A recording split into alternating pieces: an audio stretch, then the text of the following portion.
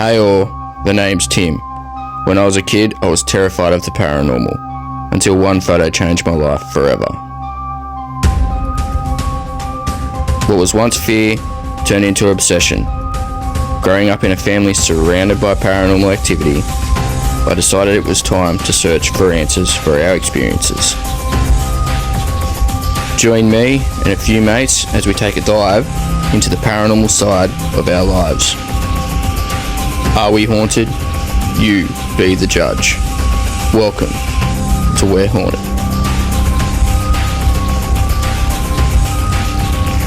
Hey all, the name's Tim and welcome to the second episode of the We're Haunted podcast. Today we have a paranormal investigator from Sydney, Australia, who's had some pretty wild experiences growing up. Some psychic experiences as well as some paranormal experiences. And now is a paranormal investigator with a group called the Date Night with the Ghost Gang. So from all the way from Sydney, we have Monique. Monique, welcome to the show. Well, hi Tim, this is Monique from Date Night with the Ghost Gang. Nice to be invited onto your show. I'm really excited. You've asked me to speak about my first ever paranormal experience that I can think of. Now, I wouldn't say this is ghostly, however, my first experience will lead into a ghostly encounter I had. So the first one, I was about 9 or 10, and my family and we packed up and we decided to travel around Australia, which was really Queensland, from Sydney for a year. My stepdad had converted an old removalist van into a camper van, which was awesome. It was so much fun. So we had lots of Queensland to see, and he'd pick up little jobs along the way to earn money to fund everything.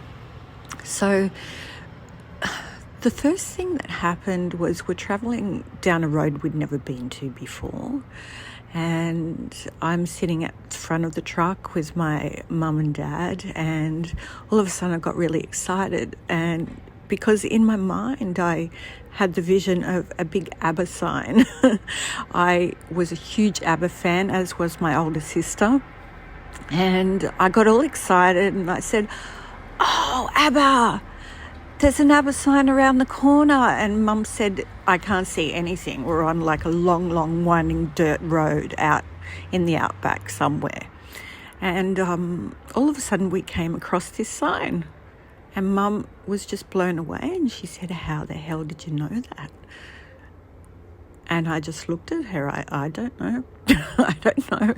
So I guess that was my first psychic experience. Another time during that trip, I was sleeping. So my mum and dad had a double bed above the cabin of the truck with stairs leading up. My sister and I had a bunk bed on the ground level. So from up the top, my mum and dad could see us girls sleeping in the bunk. Now, one night, my mum felt something at the end of her bed, and she looked up and she said there I was, sitting at the end of her bed in this blue and white nightie, just looking at her, and she sort of kicked me and said, "Go to bed." And she said I just looked at her and she felt something was really strange about that. She looked down to check on my other sister, and she saw me in bed in a different colour nightie. So I guess that was what you'd call some kind of astral projection. What really gets me about that experience was my mum saw it, and it really shook her up.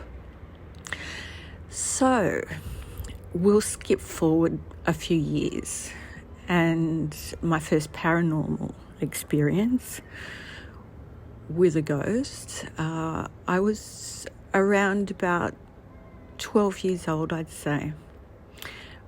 My mum was at work. My older sister and I were at home, and we had a group of friends around, and we were watching TV, and it was one of those old fake timber grained TVs that, this was well before we had remote controls. And so we're watching TV, and the volume started fluctuating. What was really strange was it was fluctuating at a time we were telling each other ghost stories. And we had a little laugh, and in particular we were talking about a boy, a local boy, who had gone down to a creek on his bike. Well, he was riding across a bridge, and he somehow went over the edge of the bridge into a little creek, and he drowned. So we're talking about him and ghost stories and scary things that spook kids. Well, when the volume on the TV started fluctuating, going up and down, we laughed and we said, oh, maybe it's him. And it stopped for a while, and then it went up a little bit. And I said, let's play a game. Let's ask if it's, I can't remember this boy's name, but let's just say Brett for the story. So I said, let's just ask Brett if he can increase the volume. And they said, oh, no, you do it. I said, okay. I said, Brett, can you turn the volume up, please? Well, I'm telling you, within seconds, the volume went up, and they all looked at me, and they looked at each other and gasped. And then I said, Brett, can you turn it right down? Well, it did. And I'm telling you, we freaked out. We kind of screamed, ran out of the room, ran back in, and said, let's do it again. So I guess back then I was debunking, and I was playing around with spirit manipulation and getting excited about it. So this went on for probably about 5 or 10 minutes, and it's always stuck in my mind. Skip forward a few more years. My mother used to go away for the weekend, caving, and I think I would have been about 15. And this particular weekend, I thought, I'll go have a bath. It was just my older sister and I at home again. And I would go into the bathroom, lock the door behind me, so as not to be disturbed, So I started running the bath. I went in there. I jumped in the bath, locked the door. I'm laying in the bath, and I could hear, we had timber floorboards in this house, so I could hear my sister walking outside, and she was going outside to hang some clothes on the line and do her chores, and I was just relaxing in the bath, and then I hear somebody jiggle on the bathroom door handle. And I said, leave me alone, I'm having a bath. Well, there was no response besides another jiggle on the door handle.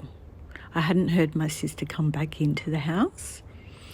So I started getting a bit worried. It jiggled again. That's when I started yelling out to my sister. Well, she heard me. She was outside. She came running in. I could hear her footsteps, and she just opened the door that I had locked, and she said, what's wrong? And I tell you, it really, really, really spooked me. I just could not explain who was rattling that door handle. No one was home. The front door was locked. My sister was outside. She was just as spooked as me. I know it wasn't her. There was just no explanation. So I'm thinking perhaps we somehow lured this boy who had passed away in the creek into our house because we were interested in ghostly happenings.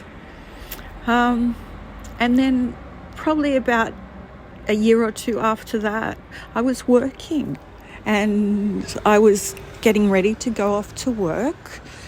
I was blow drying my hair after my morning shower, and a shampoo bottle that had been sitting on top of the shower, the lid of it literally flew off the shampoo bottle. I know this sounds so far-fetched, but I saw it happen in the mirror.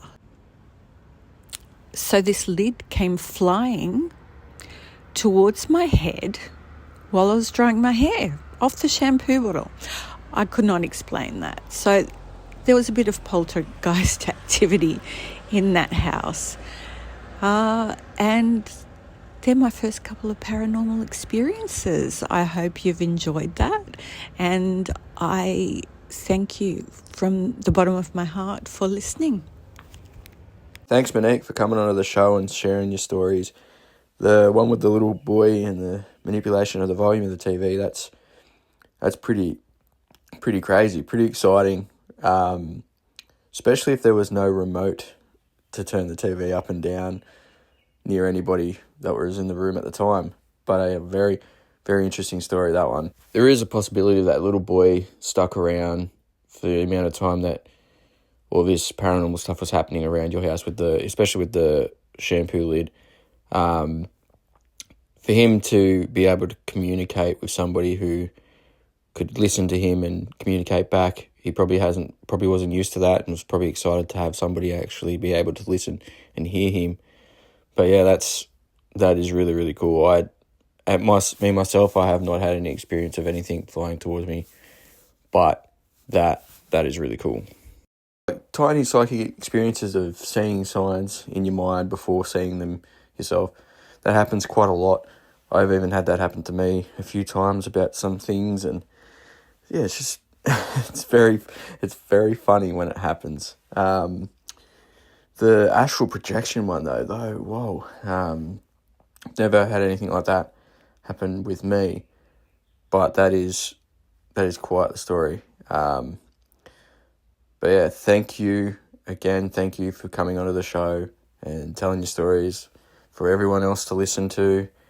And you're welcome anytime you want to come back and talk about Quarantine Station like we spoke about. We've got a whole episode of that coming up eventually. You can come on, tell your stories. We've got some stories from that place as well. And yeah, thanks again for coming on to We're Haunted Podcast. And we're happy to share the love around. So go on to TikTok, everyone, and like Date Night with the Ghost Gang. They would much love your follow and your love as well. And thanks again. And if you love the paranormal, you love anything and everything paranormal, you can show us a love by following us on TikTok and YouTube at We're Haunted. And yeah, we'll just keep giving back. We love showing our experiences and talking about our experiences, and this is what the podcast is all about: is spreading the stories of everybody's experiences about the paranormal. And yeah, until next time, are we haunted? You be the judge. Laters.